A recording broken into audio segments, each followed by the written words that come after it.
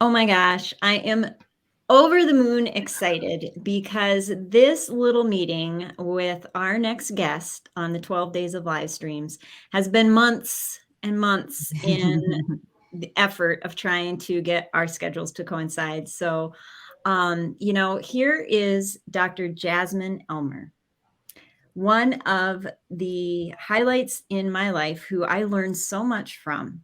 And she is really working hard at blending success with well being. So, thank you, Dr. Elmore, for being here. I'm super excited to have you. Well, thank you to the Mentor for having me. I'm really excited to be on this show. I don't think I've ever been live before, or if I have, I can't remember. So this is cool, and I'm excited. Thank you for having me. Yeah. Oh, so a little bit of background that will set the stage for who you are and where you are now. You were a pedodontist and you practiced being a pediatric dentist until you had kind of a radical career transition because of shoulder pain. And that shoulder pain led you to an amazing physical therapist who had a wealth of knowledge and a deep understanding of the connection between stress, chronic pain, poor sleep, teeth, breathing, and how that all like weaves together into whole body health. So this experience led you to dive into extra learning. I just love this. So you completed an airway mini residency, an advanced training in breathing science, orofacial myology, postural restoration, and growth and development. I mean, how cool is this? Through a mentor in Australia, a functional dentist, which I think is super cool because we've heard of functional doctors, but you found a functional dentist, Dr. Joe DeCruz. And he developed a device called the Soma device that helps with TMD, sleep issues, poor posture, headaches, neurological disorders, and all sorts of other things. And so you jumped into this and became the primary provider of the Soma appliance in the United States. And then radically changed your practice to focus on stress reduction, cranial balance, and dental distress syndrome. So, having gone through the experience yourself, and now your passion is helping others with all of this, weaving this into well being. So, wow, I can't even think of a better guest to have on for this. I don't even have anything else to say. We can wrap it. You told my whole story. It was great. That was awesome. I mean, Yeah. that's kind of all of what happened, and this is since 2016, so it's been like a almost 7 year journey. So it's exciting, and it's a very interesting journey for sure. But yeah, Yes. fun. Oh, Yeah. Well, hearing all of that, of the learning that you've done in all those, such a varied group of topics and subjects that you studied on, that I'm really excited to see what the answers to our first question are going to be. In this past year, would you be able to share with us maybe 2 or 3 habits or routines that you've used that have really helped you move the needle in your life and make a difference for you? Yeah, I think that's an excellent question. So, one of the things that I did actually last summer, I identified that even though I had an understanding of stress, that I still was not practicing what I preached. And so I hired a breath coach. His name is Campbell Will. And I've mentioned him many times on Instagram. So if anybody's really interested in connecting with him, I'm happy to share. He's my secret weapon. But he had a program at the time called From Worrier to Warrior. mm, From worrier to warrior. And I didn't identify with anxiety and anxiousness. I felt like, if life is a s'more, I'm the graham cracker, and anxiety just made me feel like, oh, it's marshmallow. I don't know, I'm tougher than that. And so just my insecurities came up when it came to the word anxiety. But worrier, I'm like, okay, I can identify with that. I'm a worrier. And so in the Worrier to Warrior program, one of the things that Campbell really hammered home was the importance of sleep. And so, as someone who already was studying sleep, I'm like, oh, I know sleep. But he really broke it down to a fundamental level to talk about how sleep is very much like just about anything else we do. And there are habits that go into sleeping.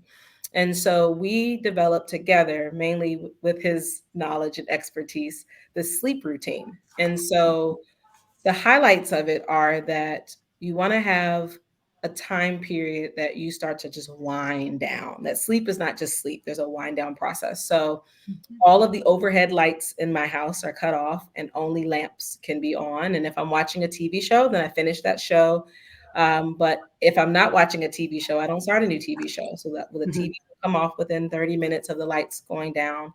I have a sleep candle that I purchased from TJ Maxx, my favorite store. But it's just a scent that just gets me ready to just wind down.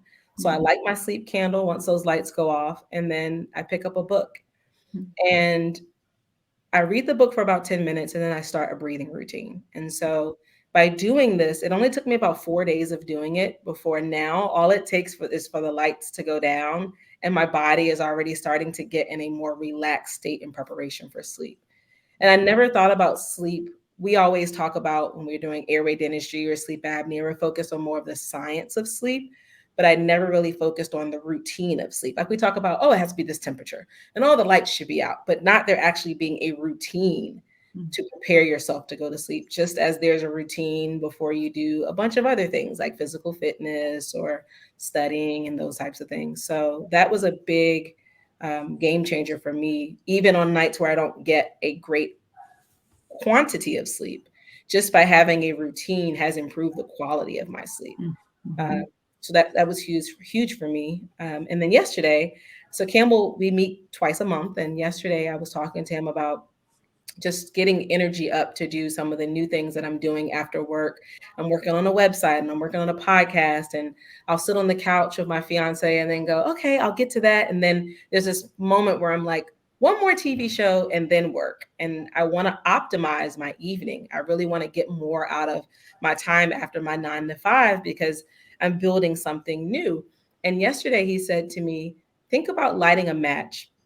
And if you light a match and you put the flame out immediately, it's very easy to put out. But as soon as you go, one more episode, maybe you're lighting a match. And then in that negotiation process with yourself, oh, maybe this, what about this? You've lit about 17 matches. And now you have this fire that's really difficult to put out. So he said, I want you from that first thought where you're unsure to get into our posture routine, get your superwoman pose, do your breathing routine that you do to stimulate energy, and try that out and think about the flame. And I'm someone who loves analogies. So when he said that, I thought, okay, right when I light that first flame, I'm going to go ahead and put it out. And I implemented it last night and it worked really well for me. So small sample size for that habit. But I was really excited about just this analogy of don't light a fire around you. Just as soon as that first match is lit, put it out. So I would say I have to give Campbell all the cool routines, but they've been really helpful for me and getting me to a place where I can maximize my day, but also be able to wind down when it's time to wind down at night, which is important. Those are both excellent tips. And I love the thought of the sleep routine. And it just makes me think about how we have routines for so many other things that get us ready. And so why not sleep? One of the most important things that we do. And thank you with the match. That's a great analogy. Thank you, Campbell. That's perfect. Thank you, Campbell. Yeah. Yeah, I thought it was great. Yeah. Well, as someone who loves to learn, I know you probably read a few books this year and you probably listened to a few podcasts. And do you have any favorites or recommendations for our audience? I do. I love podcasts. This summer, I actually worked part-time a little bit. I was just kind of like, oh, I'll use some of my free time, and decided to work 3 hours away from home because that made sense in my head. I used my wedding next year as an excuse. Oh, I'll just get some extra money. But it was actually great to be in the car for 3 hours because I could listen to more podcasts. So one of my favorites is a podcast called the CEO Mind. Now I'm forgetting the name of the podcast. Dr. Laura, I told you the name. I know. I can find it. I'll find it. You talk. I think it's The Mind of a CEO. Yes, that's it. Yes. Great podcast. And I want to say Dr. Pinto at the Breathe Institute and I have shared a couple episodes of that podcast back and forth. It's a great podcast. And then Alex Hormozy, who wrote this book called $100 Million Offers that Campbell introduced to me during my flight to Australia. He said, you got 15 hours. I've got the perfect book for you to read during that 15-hour time frame. It's called $100 Million Offers. You need to check it out. And once I read the book, I was obsessed with the author. And he has a podcast called The Game. And I just love it. It keeps me thinking, always thinking of new ways to innovate, new ways to reduce down what we do. Another book, Essentialism, that I read last year, not this year for that question, but last year was really good about really boiling things down to the essential things that matter. And in that book, he says, if it's not a hell yes, it's a hell no. And so when I listen to The Game, he gets me always thinking about things that I want to implement that maybe I shouldn't, and things that I'm afraid to implement that I definitely should. So I really, really enjoy that podcast. And the Mind of the CEO is just a great holistic podcast. He has an episode with Jay Shetty that I really, really like, talking about having 30 minutes with yourself each day to just digest the day and talk about what you're looking forward to, and keeping those pages and then revisiting them at the end of a month or two. And that's a great episode as well. I don't think I gave you the exact episode, but it's an amazing episode. So I will give you guys the link to that. But I adore podcasts so much. So I could talk about that forever, but I'll just give those examples. Awesome. Thank you. I love it when we get to talk to people who love learning. Mm. And I think that's part of it, isn't it? When you listen to these podcasts and you read the books, and it's that you're able to gain more knowledge to help form you into like who you want to be or where you're going, or get you further down that path that you want to be on. So as we go into 2023, what do you visualize for next year? I see amazing things in 2023. Personally, I'm getting married next year. So there's excitement. And also I have friends coming from all over the country. So I'm just like, hopefully we all get the date right. And so there's a little bit of nervousness, but excitement, but just as a whole for the profession. So and just in airway dentistry, we're doing some really amazing things with expanding reach and understanding of sleep and breathing importance for children, which I really, really love. There's a lot of big things on the way with that next year that I see becoming really, really just big news.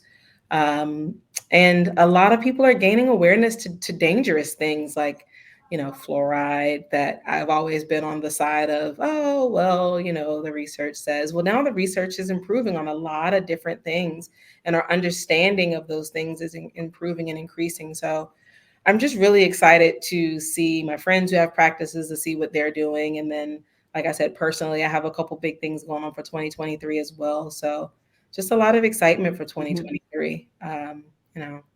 Just excitement, I think, is the word of 2023.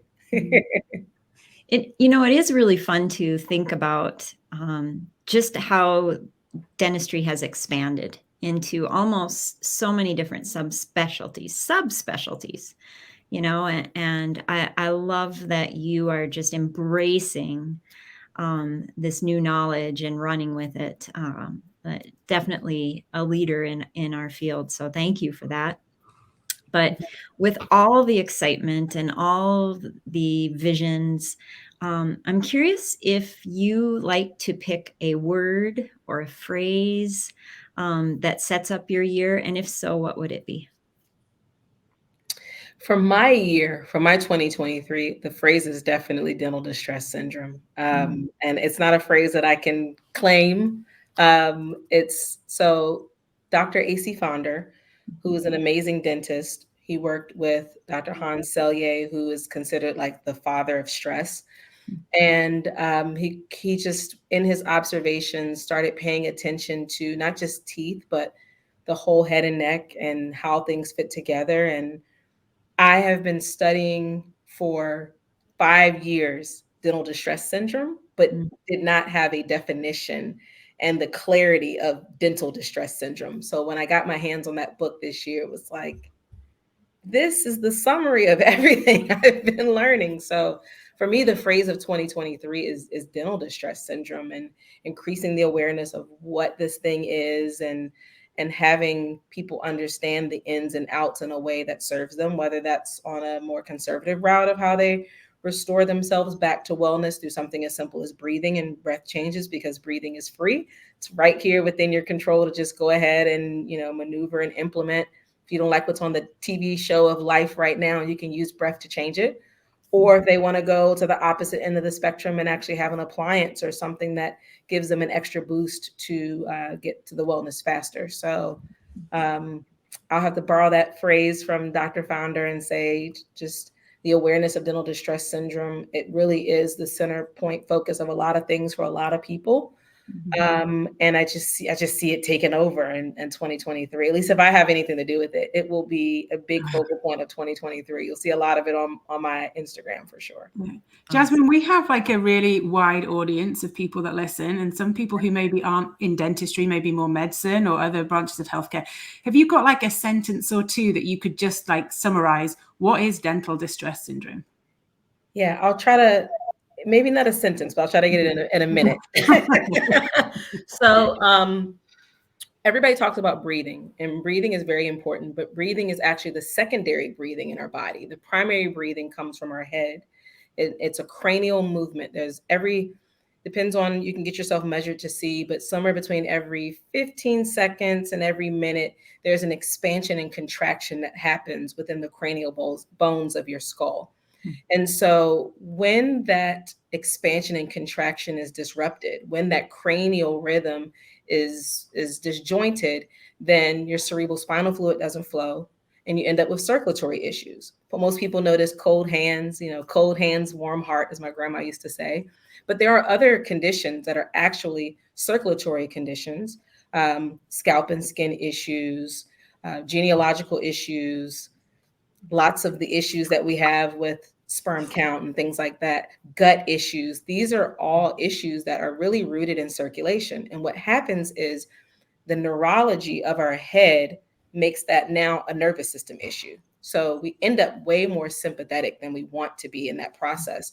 And so the way that he has defined dental distress syndrome is when the cranial bones are locked up, the main thing that locks them up is a lack of posterior molar support.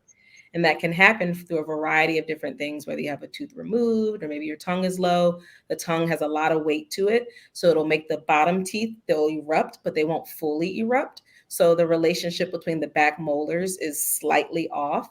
And when we see a malocclusion or crooked teeth, we think orthodontist, but that's a tooth to tooth relationship. We very rarely think about an upper jaw to lower jaw relationship. And so in this book, he delves into the science behind neurology, behind embryology, that the neural crest cells that make up our head are neurology. They're an essential input back to our central nervous system.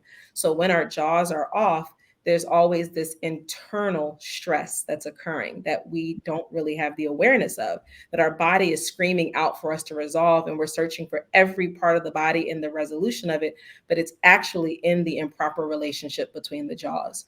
And so he talks about that in the book. And it's just, for me, it was game changing because I've studied that, all of that, but was never able to articulate it to, hey, you have this breathing that occurs in your head. It can get disrupted. And when that disrupted, your whole body is disrupted. And if you can resolve that in a very simple way by providing posterior molar support, it makes sense to what I learned through that PT you mentioned, Dr. Laura Mike. He took me to a course where there was a guy who had severe tics and twitches, and like every 15 seconds he was doing this, and they put something between his back teeth, and all of a sudden he would have a tick maybe like every 5 minutes. And my mind was just blown as to like, whoa, teeth are so in tune with our whole body that they play into like nervous system disorders. So I knew that then, but the information was so high up. That's why I said, Doc, I'll try to get this into a couple sentences, but it's so complex the way it's presented unless you have a way to really connect the dots in a way that makes sense. So that book is just a game changer in that he has a knowledge of just the whole body, and he has condensed it down in a way that I think makes so much sense. So I probably didn't provide that much more detail for non-dental people, but yeah, it was a complex topic for sure. Yeah. Yeah. I think you'll have definitely intrigued a lot of people on this topic, and even how it's related to their professions, because you covered so many things that it could be related to. So how can people who are watching this video connect with you, learn more about you, and find out what you're up to next year? Yeah, the easiest way is just through Instagram. I have a website right now that's being developed. So since it doesn't exist at the shooting of this video, I won't mention it, but my Instagram, rich_sleep, is the easiest way to find me. And I'm more than happy to connect with anyone, be they in medicine, dentistry, or just someone who found your amazing show, or they're a husband or wife of a husband or wife of the Mint Door membership, and they want to reach out. Just feel free to reach me on Instagram. Awesome. Yeah. And, your Instagram is really informative and fun. It has a nice blend of great learning information, and then also your fun personality. So it's a great Instagram to check out. So please check out Dr. Elmore's Instagram and get in touch with her. Learn about this, because this holistic approach to dentistry, functional dentistry, I think could really change some lives. And one life at a time, that's what we're here to do. So thank you so much, Dr. Elmore, for spending some time with us and providing such an awesome live stream of the 12 days of live stream today. Thank you guys for having me. It was fun. Thank you so much. Happy holidays, everyone. Happy holidays. Yeah, happy holidays. All right. We'll see you guys next week as we continue on. Bye. Bye.